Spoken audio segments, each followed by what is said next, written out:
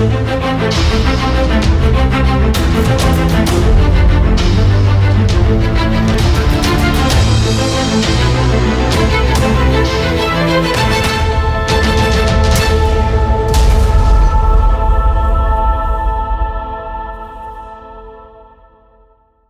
up guys, Shaggy68 here from Cold September. We're bringing you a how-to 3-star video based on the Town Hall 10 box base. Now it's a base that has become extraordinarily common both in Clan Wars and outside of them. It just seems to be what everybody uses to push with. It seems to be an anti-2 base for a lot of the clans that don't get into hardcore warring. And that being said, we see it a lot more than we want to, and it kind of becomes routine, almost to the point where you sleep through the attack. And with that being said, I wanted to put out a video for those of you that are struggling with it. We used to call it the Golem Crusher because we couldn't figure out what in the world to do with it. We had the right idea, but we just couldn't get the execution down. So now, when one pops up, even though it's a repetitive attack, and it's a bit of boring, we go ahead, we fight over who's getting reserve on them, and we get those out of the way first, just to shut it down, get a good lead at the top, and just move on. That way we can actually start planning on real bases that matter. So this base, we call it the box base because, well, it's simple. You have a number of boxes on the outside and everything is in the inside. The base is designed so everything defense-wise is on the outside layer, basically pathing golems or giants or whatever it was that you use to go around the outside, and then nothing but trash buildings, resource buildings, and sometimes heroes in that layer there. So I get the idea behind the base. I understand the purpose of it if you're going up against a clan that's maybe not full of, I'm not going to use the word elite, very good, strong attackers. And, you know, I understand why we see it. So, that being said, I'm going to tell you how to 3-star it. If at minimum you're going to high 2-star it, a high percentage 2-star, as long as you get the timing, the deployment proper, it's an automatic attack. I mean, you could sleep through it, like I said. So, let's look at troops. 15 wizards, 6 of your own golems, a max CC golem with giant, your heroes, 1 rage spell, 4 jump spells, and a poison. That is the exact same comp every single time. It doesn't sway, it doesn't change. There's nothing special about it. There's no tweaking it to make it work for 3 stars if this design is altered, because they all change a little bit. Sometimes you have a defense here, a defense there in the corners. You'll have 1 here in the center, but none over here. Or you'll get into a mix where there's no defensive buildings there either. It doesn't matter. It's all about the timing and deployment. Also know that I was 3-starring this base when I had L5 Wizards. Now, I've been at Town Hall 9.5 for about 3 months, and this was one of the easiest attacks for me to learn as a Town Hall 10. Just to get out of the way, some of the guys used to play with a 7 golem attack, and we just absolutely called them crazy.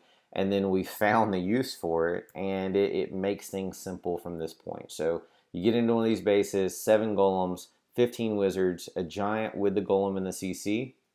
You don't put a wizard in there. You don't put a set of archers in there or whatever, because they're faster than the golem anyway, and they're going to die unless you get them behind the other 2 golems first that are going with it. So that being said, like I mentioned a moment ago, sometimes heroes are outside, some are inside.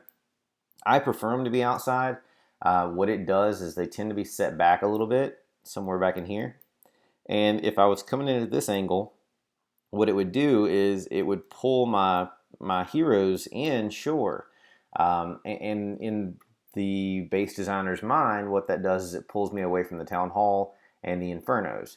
But realistically what it does is it gets me further back into the base while the Infernos are distracted, while the Expos are distracted, while the Teslas are distracted, and it basically, once I kill their heroes, because they're squishy with no ability where mine has it, my stuff's already buried deep in the core, so I could take out all of those buildings without any issues or regard because there's nothing really hitting it. In this particular one, I had a king right here, I had the queen in here. I'm pathing in from this side, and I'll explain the why to that. You have a high resource building here, or a high XP building, another one here, here, here, here, here, here, and here. All right. So if I had to do the math on this, I would see that there's 2 infernos at this point. You don't want to come in from these sides. It's not optimal to do so. So you're going to come in and face 1 inferno at a time for best success rates. You can get in and get a 2-star from the sides. It's just not the best idea when you can have a potential 3. Now notice this isn't a scaled back Town Hall 10. I mean, you have nice archer towers. You've got, well, the air defenses don't matter. You've got decent defenses all the way around, and then you have level 4 expos, level 3 infernos. So from here, I'm going to come in, and I'm going to come in at an angle that's either going to be the least high HP buildings or the best pathing. So what that means is when I get into deploying these troops, I need at least 5 high 8 health point troops coming into the core to distract the infernos because they're both set to multi. A multi-inferno can only target up to 5 units at a time. So what I want to do here in this particular case is, because I have outer lane defenses, I'm going to deploy 2 golems on each side. Now this doesn't matter no matter what base it is, if there's defenses in here or not. It's just this dictated where I placed my jump spells. I'm going to place 4 wizards here, 4 wizards there. It's very, very few times that I'll add a 5th one. I can't imagine doing it without it being an accident anyway. And then I'm going to let them clear, and I'm going to place a jump somewhere right in here. Now the purpose for that is once this golem gets in here, it's going to come from out here, these golems, and then they're going to go this way because there's a little bit of a gap here. This is the next closest building. These golems are going to come in, and then they're going to path this way. Now along the way, they're going to kill this. They may or may not get these. They're going to take out these 2, and then they're going to kill these defensive structures, most likely. Once they're in, and they're on this, and they're on this, I'm going to drop a jump spell first, right here in the center. You do not drop the troops into the jump spell, because if you do it, those troops are going to path out to these other jumps. So 2 golems, 2 golems, few wizards, few wizards. Jump, jump. From that point, you're going to give them a moment, jump again, 2 remaining wizards of your own, and then the CC, I said wizards, 2 remaining golems of your own, and then the CC golem and giant that's in there with it. So that's 4 troops immediately going to the core. Well, everybody knows your Barb King is a high HP troop as well, and he's faster than those guys. So we're going to let them come in. These guys are going to start pathing in. These guys are going to start pathing in. They're going to eliminate all of this.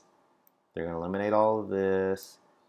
And then they're all going to come in together right here in the core. As soon as that happens, I'm going to, your CC is going to come out. I'm going to rage here. Normally, there's a double bomb spot, big bomb spot in here. You want to path those golems over that before your wizards get in.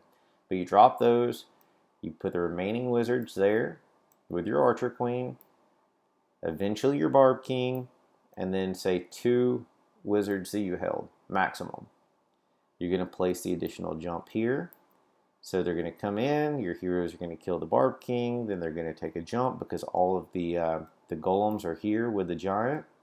They're going to path straight in, and then everything else has no choice but to go straight to the core. Okay, so the drawing is a bunch of scribbling. Let's get into the replay. You'll see what I did. We'll talk about it along the way, and then I'm also going to go through in another attack that I did, and this one was in a farming raid, just to show why you don't hit from a side with 2 infernos if they're set to multi. There is a circumstance where you can hit from that angle. if there is a single inferno or two single infernos, because you want to get to those quickly and they're not going to target a whole bunch of stuff. But in most cases, you see them on multi because, you know, multi's the best, blah, blah, blah, is what you always hear. So um, I'll show that one anyway, and then I'll show you still what's capable of happening under that circumstance. I was just trying to see if I could do it in a multi circumstance. But I also wanted to be able to say that even if you have to, because say there's no high HP buildings or something right here, then I can still come in from that same angle, and it's a no difference in the attack. So let's let it play through. All right, jumps down early this time. Normally it's the golems and then the jumps, but was creating that funnel because I wanted them to get in here on these guys quickly. All right, 4 wizards, additional jump, 2 golems, 3 golems, giant. More wizards. Everything else is done here so I could kind of group them. Got my Bard King early this time because of this guy here. All right, last defense. See, there's a break here and a break here. All of them went inside except one. Okay, everything's inside. The Archer Queen's just setting back, no damage whatsoever, just targeting buildings. Bard King has no damage at this point. And if there's only, well, I guess, let's see, that's one golem on the outside. That means I have 6 on the inside, plus that giant that lasted. My queen's going over here just shooting other things because everything in the core is destroying what's there. King's still untouched. Queen's taking a little bit of firepower from that archer tower there, but it's no big deal. All the Teslas are locked onto the golems. And the queen's just doing work. Eventually popped her ability. Usually the hero ability dictates everything in these raids. So give them time. Wait till it's an absolution where you have no choice before you pop them. And, you know, just let it play out. So I've still got a couple of wizards back here doing work while everything's still locked in on golems here. These are coming through while this one's eventually going to pop. It's normal. It's not a problem for these to be trapped. It's actually a last minute kind of come out and hoorah towards the end. And then you have wizards still being tanked or with nothing around them, taking out the remaining defenses and then whatever surrounding buildings there are. So this one's going to play through. Speed it up a little bit. Bust the wall. That leaves 3 buildings. And this guy was kind of a... trying to be funny and leaving a couple of traps out. It wasn't a big deal. There was still plenty of stuff there to do it. And unfortunately for Shaggy of Cold September came in and took that one for the win. So I'm going to reopen it one more time. Got it open right here. All right. So, well, give me another second. Very, very simple. Like I said, in this case, drop the jump early because there was 1, 2, 3 defenses that I really needed to get cleared before these center golems got onto these. But box base, break in the funnel, eliminate whatever's going to make you walk. Everything cores to pass to core. It's that simple. So I'm going to get into the other replay and let it go through just the same. That way you get an idea of what happens if you come in from the double side. But remember, again, this takes a little bit of practice. It's all about timing, deployment, and then the timing of your hero abilities being locked. So let me get this one pulled up, and we'll go from there. All right, so here we are back with another base. Going to come in from the 2 Inferno side. In this particular case, I'm coming in from here. What you're going to notice is this is a little higher end base. You've got higher archer towers, higher cannons, all of the cores the same, the multi-infernos, a little higher heroes. The last one I think had a 21 queen, this is a 32, and then 23 king, and this is a 28, I believe is what it looks like. And there's not a lot of differences. I mean, it's the same idea on design. It has the defenses in the corner that I mentioned. Same exact troop comp, so there's no differences there. And what I'm doing here is this was 100% a test run. I had a teammate reach out to me and said, Shaggy, look, if there's a single sitting inside here, you can still come in from a side angle and actually be better off. it just helps you get in there a little faster instead of trying to come from one side and it being on the opposite, or trying to bum rush from one side because you may have higher XP buildings or whatever right here. So in this raid, I'm going to come in from this angle. You're going to see the exact same thing. You're going to see the jumps, the outside golems to set the funnel, and then everything come in from here in an attempt to get into the core and then keep everything from walking. So let's let the raid play through. You're going to see it's a 2-star attack going in from this side with multis. But what it is it's showing you still that you can guarantee a 2-star for your team if you're struggling by having things walk around the outside. So let's let it play through some. All right, 2 golems down. Jump a little bit later on this one, 4 wizards behind each. And it did have a CC just as predicted, even though it was shieldless. I'm in high champ 3, so it's gonna have a CC. 3rd jump with the golems coming in, and then as soon as they get over that, I'm going to go ahead and rage to lead with golems, get them out front to where the defense are targeting them, and the wizards are going to come in and just clean up behind. 4th jump down, had 5 or 6 golems go straight to the core there. Everything's locked on to what it should be. Wizards taking a little bit of damage this time just because I had 2 golems go outside instead of 1, I think. May have just been 1, but nonetheless, coming in from the side, got a king inside, which is a high health point troop, just doing work on the town hall, and then gonna boost him up to take care of that bard king on the inside. Queen hanging back. She is taking damage from an archer tower because there's not a golem on that side. Golems on the inside doing work. Wizards on the north west up here, staying protected behind that other golem till it finally dies. And now I'm out of DPS troops, so nothing but golems left. This is why you don't come in from the 2 sides. So with the Inferno Towers here, by entering from this side, I have opened it up to where there are 10 beams coming off between the Infernos.